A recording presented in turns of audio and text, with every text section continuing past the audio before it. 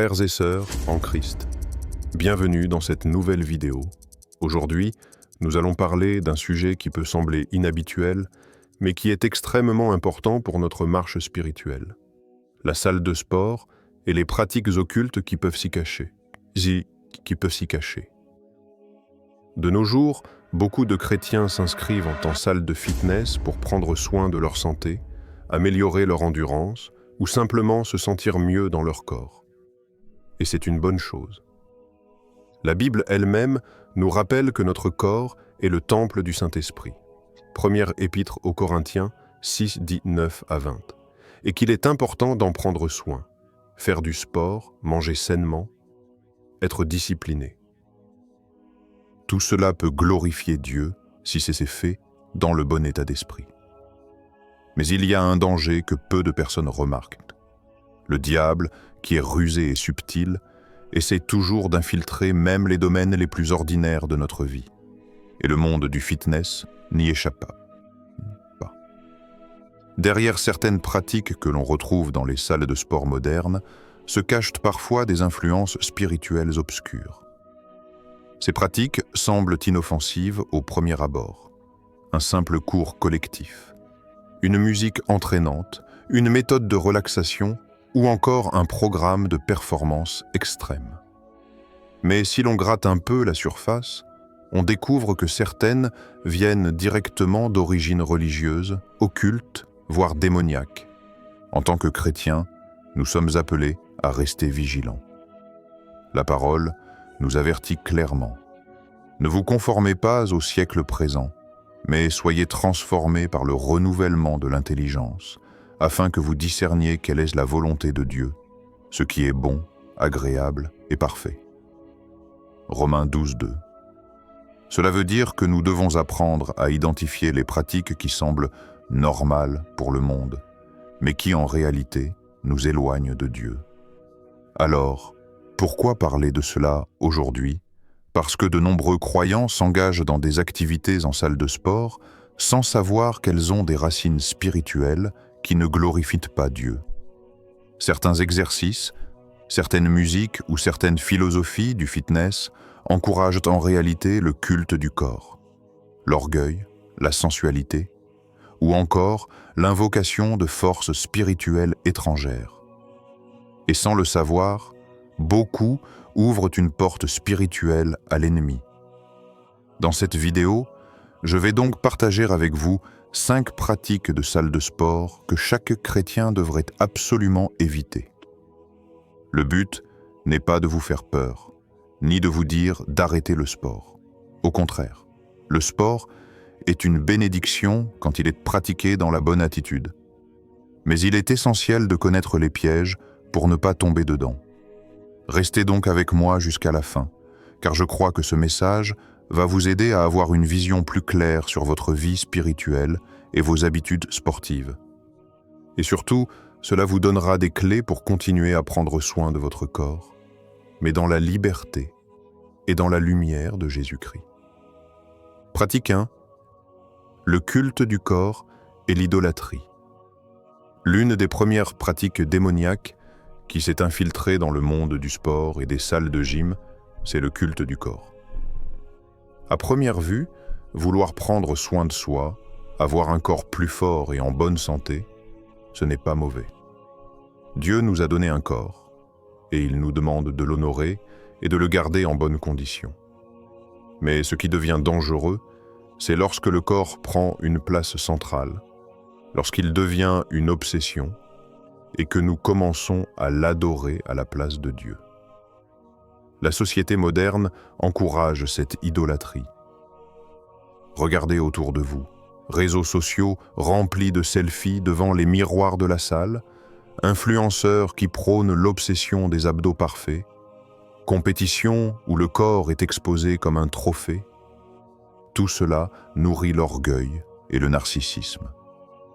Beaucoup entrent dans le fitness avec une bonne intention, la santé, mais finissent par tomber dans la comparaison, la jalousie et la quête sans fin de la perfection physique. La Bible est claire. Ne savez-vous pas que votre corps est le temple du Saint-Esprit qui est en vous, que vous avez reçu de Dieu et que vous ne vous appartenez point à vous-même, car vous avez été rachetés à un grand prix. Glorifiez donc Dieu dans votre corps et dans votre esprit, qui appartiennent à Dieu. 1 Corinthians 6, 19-20. Ce passage nous rappelle une vérité fondamentale. Notre corps n'est pas fait pour l'orgueil ni pour l'idolâtrie. Il est fait pour glorifier Dieu. Quand le fitness devient une obsession, ce n'est plus Dieu qui occupe la première place, mais notre propre image.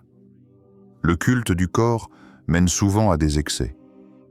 Passer plus de temps à la salle de sport qu'avec Dieu dans la prière et la méditation de sa parole. Négliger sa famille, ses amis et même ses responsabilités spirituelles pour s'entraîner davantage. Se sentir supérieur aux autres parce qu'on a un physique plus impressionnant. Développer une dépendance émotionnelle à la validation des autres, en particulier à travers les likes, les commentaires et les regards. Tout cela ouvre la porte à l'orgueil, et l'orgueil est une racine démoniaque. La chute de Lucifer elle-même a commencé par l'orgueil. Quand nous commençons à exalter notre corps au-dessus de Dieu, nous tombons dans le même piège spirituel. Un autre aspect du culte du corps, c'est le mépris du corps des autres. Les salles de sport deviennent parfois des lieux de compétition malsaine, où ceux qui n'ont pas encore atteint un certain niveau physique sont rabaissés, jugés ou moqués. Or, la parole nous enseigne que nous devons honorer les autres, encourager, édifier, et non pas écraser ou humilier. L'esprit de comparaison détruit non seulement la paix intérieure, mais aussi la fraternité chrétienne. Alors, comment éviter ce piège? Renouveler notre identité en Christ. Se rappeler chaque jour que notre valeur ne dépend pas de nos muscles ou de notre apparence, mais de l'amour de Dieu. Avoir un équilibre, s'entraîner, oui, mais ne jamais négliger la prière, la lecture de la Bible et la communion avec l'Église. Garder un cœur reconnaissant. Remercier Dieu pour la santé, pour chaque progrès, mais aussi accepter nos limites. Mettre le corps à sa juste place. Un outil pour servir Dieu, pas une idole à vénérer. Le fitness peut être un moyen d'honorer Dieu si nous le faisons avec humilité, discipline et gratitude. Mais il peut aussi devenir une chaîne spirituelle si nous tombons dans l'obsession et l'adoration de notre propre image. Souvenons-nous toujours que le Seigneur regarde le cœur bien avant l'apparence extérieure. Comme il est écrit dans 1 Samuel 16:7, « L'homme regarde à ce qui frappe les yeux, mais l'Éternel regarde au cœur. » Si notre cœur est centré sur Dieu, alors même notre pratique sportive deviendra un acte de louange. Pratique 2. Le yoga et les mouvements occultes déguisés en fitness. Parmi les pratiques les plus répandues et les plus dangereuses que l'on retrouve aujourd'hui dans les salles de sport, il y a le yoga. Beaucoup de gens le voient comme une simple méthode d'étirement, de relaxation ou de renforcement musculaire. Mais en réalité, le yoga est bien plus qu'un simple exercice physique. C'est une pratique spirituelle enracinée dans l'hindouisme et d'autres traditions religieuses orientales. Le mot « yoga » signifie littéralement « union ». Mais union avec qui ou avec quoi? Dans ses origines, le yoga n'a jamais été conçu comme une activité de fitness. Il s'agit d'une discipline spirituelle dont le but est d'unir l'individu avec ce que les pratiquants appellent la conscience universelle, souvent identifiée à des divinités hindoues. Chaque posture, les asanas, a une signification spirituelle et était historiquement liée à l'adoration d'une divinité. Par exemple, certaines positions imitent directement des gestes de soumission ou d'adoration à des dieux païens. D'autres sont utilisées dans des rituels de méditation pour ouvrir les fameux chakras, qui sont en réalité des portes spirituelles vers des influences occultes. Lorsque quelqu'un pratique ces postures, même s'il dit « moi je ne fais que m'étirer », il participe sans le savoir à une pratique qui a une racine démoniaque. Beaucoup de salles de sport intègrent désormais le yoga dans leurs cours collectifs. On l'appelle parfois yoga fitness, yoga doux, power yoga ou même stretching inspiré du yoga. Tout cela est en réalité une stratégie subtile pour faire entrer une pratique spirituelle étrangère dans un contexte qui semble neutre. Mais il n'y a rien de neutre lorsqu'il s'agit d'ouvrir la porte à des influences occultes. La parole de Dieu est claire à ce sujet. N'ayez rien de commun avec les œuvres infructueuses des ténèbres, mais plutôt condamnez-les. Éphésiens 5:11. Un chrétien ne peut pas prendre une pratique qui a été créée pour adorer des idoles et l'utiliser comme si de rien n'était. Le danger ne disparaît pas simplement parce qu'on dit « moi je ne crois pas en ces choses ». L'ennemi se sert justement de cette ignorance pour piéger et lier les gens spirituellement. Beaucoup de témoignages confirment cela. Des personnes qui ont commencé le yoga comme un simple exercice de bien-être ont fini par développer un intérêt pour la spiritualité orientale, la méditation transcendantale, et même des expériences mystiques qui ne venaient clairement pas de Dieu. Ce qui commence comme une activité relaxante peut devenir une porte d'entrée vers des pratiques occultes. Alors, que faire en tant que chrétien? Faut-il bannir tous les étirements, tous les exercices de souplesse? Bien sûr que non. Il y a une différence énorme entre un simple étirement musculaire et une pratique spirituelle comme le yoga. On peut très bien s'étirer, faire du pilates ou des exercices de mobilité sans entrer dans une dimension occulte. La clé, c'est de discerner la source. Quelques conseils pratiques. Évitez les cours de yoga proposés en salle de sport, même s'ils semblent orientés vers la santé. Remplacez le yoga par des étirements neutres ou par des routines de mobilité. Il existe de nombreux programmes sportifs qui n'ont rien de spirituel. Remplir ses pensées de la parole de Dieu pendant qu'on s'entraîne. Au lieu de mantras orientaux, méditez un verset biblique. Être vigilant avec les noms des exercices. Si un mouvement fait référence à une divinité ou à une pratique religieuse, mieux vaut s'en détourner. Nous devons nous rappeler que notre corps appartient à Dieu et que même nos mouvements peuvent être des actes de louange. Romains 12:1 nous dit « Je vous exhorte donc, frères, par les compassions de Dieu, à offrir vos corps comme un sacrifice vivant, saint, agréable à Dieu, ce qui sera de votre part un culte raisonnable. » Le yoga est un piège très subtil. Il semble anodin, mais il est profondément enraciné dans des traditions religieuses étrangères à la foi chrétienne. En tant que disciples de Christ, nous devons refuser de mélanger la lumière avec les ténèbres, car ce que le monde appelle bien-être, Dieu nous appelle à le rechercher en lui seul, par sa paix et sa présence. Pratique 3. Les méditations guidées et les mantras en salle de sport. Une autre pratique qui semble inoffensive dans les salles de sport, mais qui cache en réalité une dimension spirituelle dangereuse, ce sont les méditations guidées et l'utilisation de mantras. On les retrouve souvent à la fin des cours collectifs, dans les séances de yoga, de pilates, ou même dans certains programmes de relaxation proposés par des coachs de fitness. Le principe est simple. On vous demande de fermer les yeux, de vous concentrer sur votre respiration et de répéter des mots, des phrases ou des sons. Cela peut paraître anodin, car on nous dit que c'est juste pour calmer l'esprit, relâcher le stress ou attirer des énergies positives. Mais derrière cette façade se cache une réalité spirituelle préoccupante. Beaucoup de ces pratiques reposent sur l'idée que l'homme doit vider son esprit. On nous encourage à faire le vide total, à laisser nos pensées disparaître pour s'ouvrir à l'univers ou pour recevoir des énergies cosmiques. Mais la Bible ne nous demande jamais de vider notre esprit.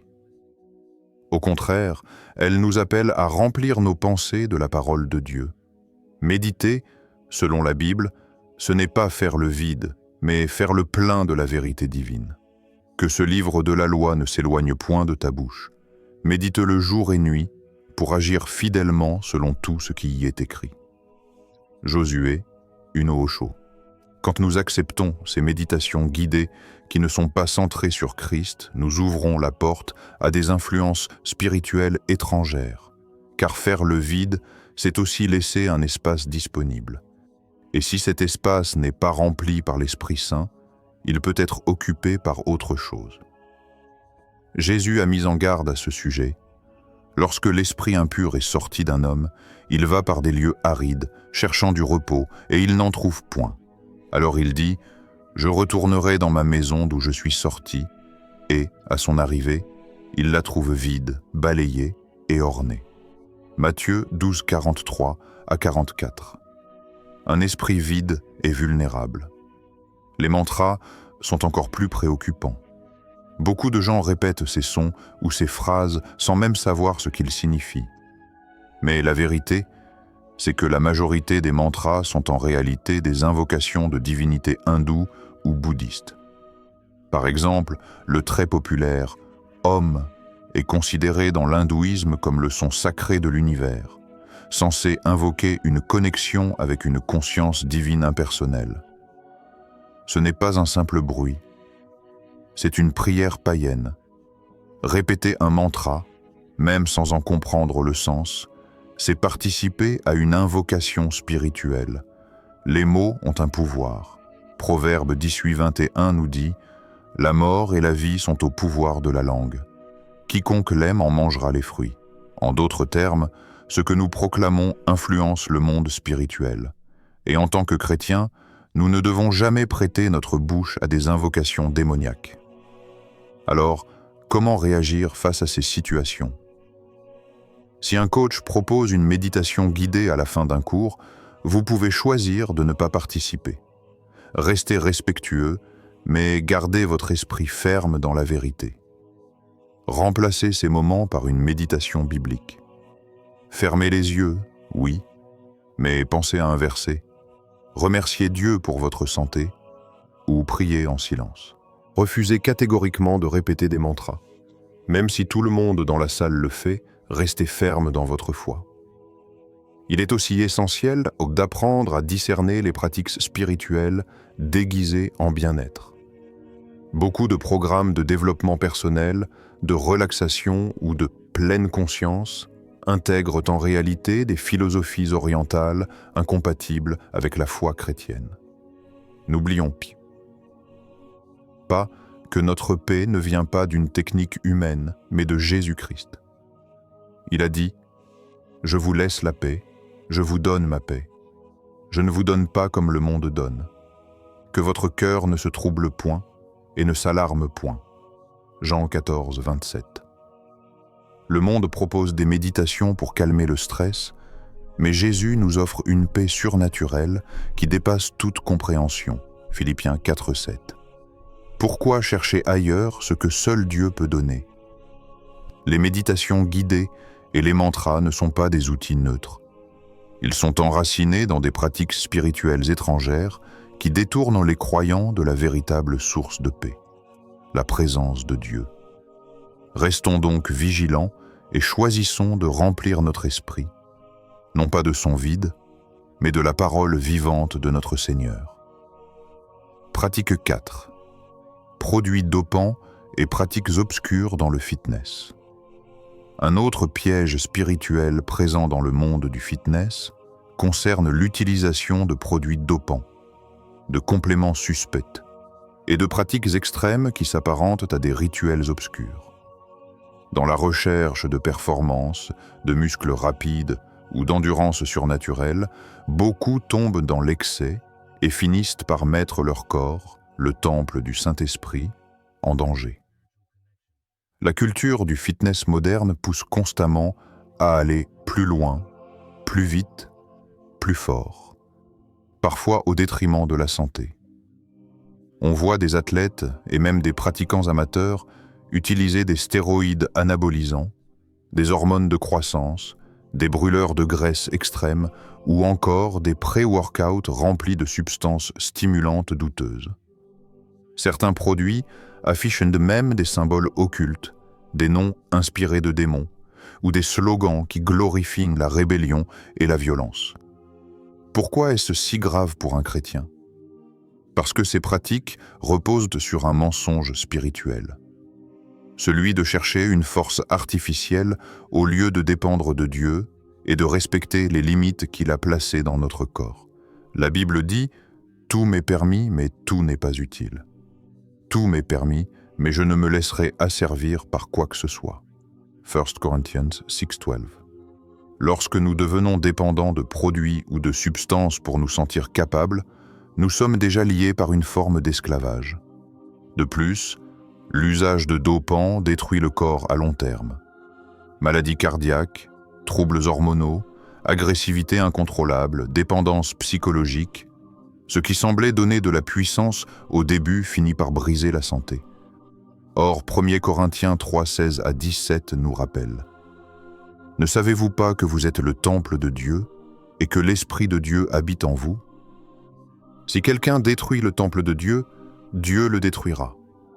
Car le temple de Dieu est saint, et c'est ce que vous êtes. » Mais il n'y a pas que les produits chimiques. Certaines pratiques dans les salles de sport flirtent carrément avec le spiritisme. Des coachs ou influenceurs recommandent des rituels pour obtenir plus d'énergie, comme réciter des affirmations étranges, porter des talismans ou des bracelets dits énergétiques, ou même suivre des programmes soi-disant magiques censés attirer la force, la chance ou la victoire. Derrière ces choses se cachent des pratiques occultes déguisées. En réalité, ces excès ne font que traduire une soif de puissance et de reconnaissance qui, au lieu d'être tournée vers Dieu, est détournée vers des solutions trompeuses. C'est exactement le piège du diable, promettre un raccourci vers la gloire, mais qui conduit à la destruction. Alors, quelle doit être notre attitude en tant que chrétiens? Refuser toute dépendance. Nous devons rester libres dans notre corps et ne rien laisser dominer notre vie en dehors de l'Esprit de Dieu. Choisir la discipline naturelle, force, endurance et santé s'acquièrent par l'entraînement régulier, une bonne alimentation, du repos et de la persévérance. Des valeurs bibliques. Examinez les étiquettes. Certains compléments alimentaires sont neutres et utiles, mais d'autres portent des noms ou symboles qui révèlent une inspiration occulte. Le discernement est essentiel. Se rappeler la vraie source de force. Ce n'est ni par la puissance ni par la force, mais par mon esprit, dit l'Éternel des armées. Zacharie 4:6. Notre énergie vient de Dieu, pas d'une poudre chimique ou d'un rituel ésotérique. Prendre soin de son corps, c'est aussi refuser de l'empoisonner ou de le transformer en laboratoire. Dieu nous a confié un corps précieux et il attend que nous l'honorions. Les dopants et les pratiques occultes qui gravitent autour du fitness sont des pièges pour détourner notre regard de celui qui nous donne la vraie force. N'oublions pas que la discipline physique a une certaine valeur, mais c'est la piété qui a une valeur éternelle. Première épître aux Thessaloniciens 4:8. Faire du sport, oui, mais pas au prix de notre intégrité spirituelle, ni au prix de notre santé. Pratique 5. L'ambiance hypersexualisée et la musique aux messages occultes. Une autre pratique que beaucoup de chrétiens négligent dans les salles de sport, c'est l'ambiance hypersexualisée et la musique qui véhicule des messages occultes ou immoraux. La salle de fitness n'est pas seulement un lieu d'entraînement physique, c'est aussi un lieu d'influence culturelle et spirituelle. Et si nous ne faisons pas attention, nous pouvons être contaminés sans même nous en rendre compte. Commençons par la question de l'hypersexualisation. Dans beaucoup de gyms modernes, l'image du corps n'est pas seulement valorisée, elle est surexposée. Les tenues deviennent de plus en plus provocantes, les postures parfois suggestives, et l'atmosphère favorise la sensualité. Les publicités du fitness mettent en avant des corps parfaits, huilés, sculptés, souvent dans des poses séductrices. Résultat, la salle de sport devient un lieu où l'on vient autant pour se montrer que pour s'entraîner. Pour un chrétien, cela représente un danger sérieux. Jésus a dit clairement « Quiconque regarde une femme pour la convoiter a déjà commis un adultère avec elle dans son cœur. » Matthieu 5, 28. L'ambiance hypersexualisée pousse à la convoitise, à la comparaison, à l'envie, et détourne le regard de Dieu. Elle nourrit l'orgueil et la tentation. Ce n'est pas un hasard si beaucoup tombent dans l'addiction à la pornographie ou dans des pensées impures après avoir été exposés à ce genre d'atmosphère. Ensuite, parlons de la musique diffusée dans les salles de sport. Dans presque tous les gyms, la musique est omniprésente. Elle motive, elle rythme les exercices, elle crée une ambiance. Mais la question est, quelle musique ? Trop souvent, ce sont des chansons qui glorifient la violence, l'orgueil, la luxure, l'argent ou même des références directes à l'occultisme. Certains titres contiennent des paroles qui ne sont rien d'autre que des incantations chantées sur une mélodie. D'autres exaltent le mal, la rébellion ou l'adoration de soi. Beaucoup de chrétiens disent « Ce n'est pas grave, je n'écoute pas vraiment les paroles, c'est juste pour le rythme. » Mais la Bible nous avertit. Ne vous y trompez pas, les mauvaises compagnies corrompent les bonnes mœurs. 1 Corinthians 15:33. La musique est un puissant outil spirituel. Elle peut élever notre âme vers Dieu, comme dans la louange, mais elle peut aussi l'ouvrir à des influences ténébreuses. Souvenons-nous que Satan était lui-même un ange de musique avant sa chute. Ézéchiel 20, 8-13. Il sait combien la musique influence l'esprit humain. Alors, que faire concrètement ? Être conscient de l'atmosphère. Ne pas se laisser endormir par l'idée que tout le monde fait pareil. Discernons l'esprit qui se cache derrière l'ambiance de la salle. Protégez ses yeux et ses oreilles. Détournez le regard quand il le faut, et si possible, utilisez des écouteurs pour écouter une playlist chrétienne ou des instrumentaux neutres. Gardez un cœur centré sur Dieu. Même au milieu d'une atmosphère chargée de tentations, restez focalisé sur son objectif. Prendre soin du corps pour glorifier Dieu, pas pour nourrir l'ego ou la convoitise. Choisir avec sagesse sa salle de sport. Certaines salles encouragent ouvertement ce type d'ambiance, d'autres sont plus sobres. Le discernement dans le choix de l'environnement est crucial. Il ne s'agit pas de devenir légaliste ou d'avoir peur de tout, mais de se rappeler que nous sommes appelés à la sainteté. 1 Jean 2,15 nous dit « N'aimez point le monde, ni les choses qui sont dans le monde. Si quelqu'un aime le monde, l'amour du Père n'est point en lui. » Si l'ambiance d'une salle de sport devient un piège constant qui détourne ton cœur de Dieu, il vaut mieux changer d'endroit ou trouver une autre façon de t'entraîner que de risquer ta vie spirituelle. Ta relation avec Dieu vaut infiniment plus que n'importe quel abonnement ou n'importe quel programme de musculation. La salle de sport ne doit pas être un lieu de chute, mais un lieu où tu prends soin de ton corps, tout en gardant ton esprit et ton cœur pur. C'est possible, à condition d'être vigilant et de laisser le Saint-Esprit te guider même dans ce domaine de ta vie. Nous venons de voir ensemble 5 pratiques démoniaques en salle de sport que chaque chrétien devrait éviter. Le culte du corps et l'idolâtrie. Le yoga et les mouvements occultes déguisés en fitness. Les méditations guidées et les mantras. Les produits dopants et les pratiques obscures. L'ambiance hypersexualisée et la musique aux messages occultes. Le but de ce message n'était pas de vous effrayer ni de vous décourager à faire du sport. Au contraire, prendre soin de son corps est une bonne chose, car il est le temple du Saint-Esprit. Mais il est crucial d'avoir du discernement. Le diable se cache parfois dans les détails.